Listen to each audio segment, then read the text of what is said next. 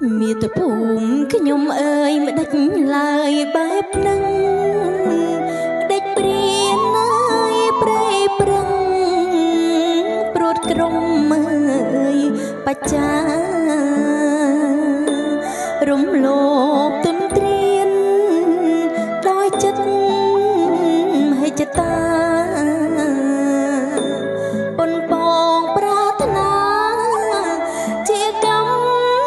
មសិទ្ធិខ្លួនព្រៀនប្រើតពលរលត្បុលមិនឈប់ទាំងថ្ងៃទាំងយប់ប្រឹងលាក់អើយបំពួនប្រើព្រួញអន្ទាក់បាញ់ដាក់ទួនទួនអាវុធយុទ្ធភ័ណ្ឌបំផ្លាញខ្មែរយើង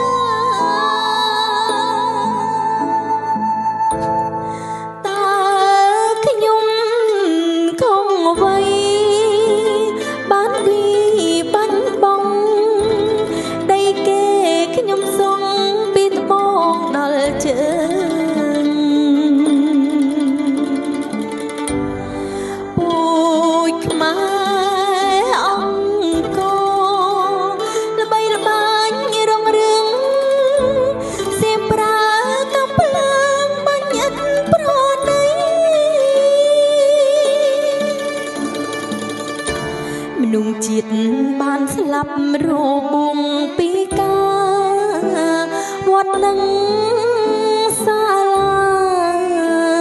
បាក់រៀបមើយដល់ដី